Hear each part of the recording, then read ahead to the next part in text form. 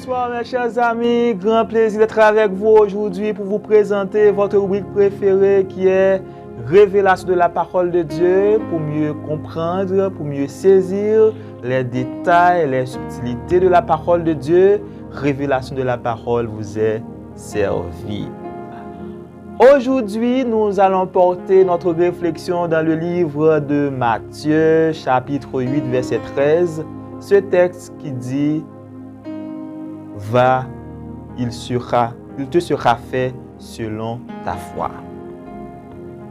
Cette parole a été prononcée par Jésus-Christ lors d'une conversation avec le centenier, qui avait un serviteur malade. Il se trouvait indigne que Jésus se présentait à sa maison. Il proposait à Jésus d'envoyer un ange comme lui qui est un maître, un général. Il avait des serviteurs sous sa commande. Il avait demandé à Jésus, pas la peine de se présenter, d'envoyer quelqu'un, d'envoyer un serviteur. Et comme ça, eh bien, son serviteur pourrait recevoir sa guérison. Alors aujourd'hui, nous voulons parler de la foi. La foi. La vie chrétienne est une vie de foi.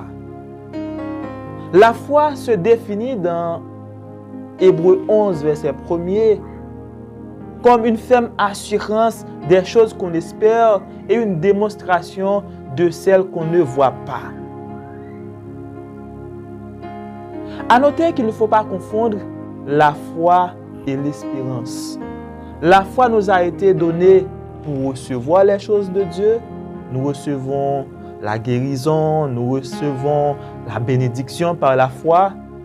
Mais l'espérance nous a été donnée pour attendre. Les choses sur lesquelles on ne peut pas agir, eh bien, on ne fait que attendre leur accomplissement.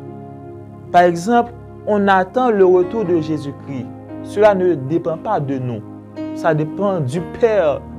Même les anges ne savent pas la date du retour de Jésus-Christ. Ça ne dépend pas d'eux. Donc, nous appliquons l'espérance. On espère le retour de Jésus-Christ. La foi agit dans l'immédiat. La foi ne prend pas de temps. La foi, au moment même, on doit croire que l'on reçoit. Ce que l'on veut, ce que l'on demande à Dieu. La foi, F-O-I, force opératrice immédiate. La dimension de votre foi va déterminer la dimension de l'action de Dieu dans votre vie. Lorsqu'on a une grande foi, on peut recevoir de grandes choses entre les mains de Dieu. Le centenier avait une grande foi.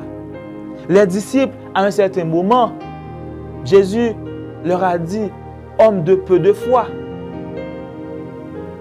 Donc, on peut avoir de grandes foi, de même on peut avoir de petites foi. Mes chers amis, la Bible nous a parlé pas mal de serviteurs qui avaient fait de grands actes pour prouver leur foi. Et par exemple, Abraham, le père de la foi, il avait offert son unique fils, Isaac, en sacrifice, justement pour exprimer sa foi. Ça nous montre que la foi n'est pas quelque chose simplement intérieur.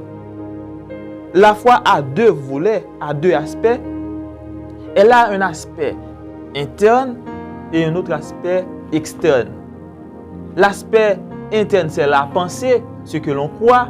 Et l'aspect externe, c'est l'action qui matérialise la pensée, l'acte de croire. Abraham avait une grande foi.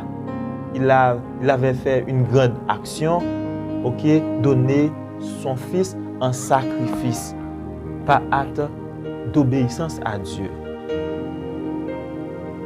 Mes chers amis, Dieu peut tout faire. D'ailleurs, il est écrit, tout est possible à celui qui croit. Tout n'est pas facile à celui qui croit, mais tout est possible. Ça peut arriver que l'on traverse des moments difficiles et même extrêmement difficiles. Nous devons simplement manifester la foi. Dieu en a marre des pleurnichards, des fainéants, des personnes qui pleurent tout le temps. Il faut avoir la foi. Fortifiez votre foi. C'est très important. Évitez de fréquenter les pleurnichards, les personnes qui plaignent toujours de la vie difficile. Mais il faut avoir la foi. C'est vrai, les choses sont difficiles, mais ne laissez pas plus de place pour le doute. Il faut faire la promotion de la foi. Il faut croire dans un lendemain meilleur. Comme ça, vous allez vivre autrement. Je vous conseille de cultiver l'habitude de fréquenter les hommes de foi. Si vous voulez grandir dans la foi, il faut fréquenter les hommes de foi. Il faut lire les livres qui parlent de la foi. Il faut diminuer la fréquentation des hommes qui ont toujours peur, les peureux, les lâches, les fainéants, les pleurnichards. Il faut diminuer de la fréquentation de ces gens de personnes parce qu'elles peuvent polluer votre foi. À Dieu seul soit la gloire, l'honneur, l'ouange au siècle et des siècles. N'oubliez pas de partager, liker, d'abonner, surtout commenter.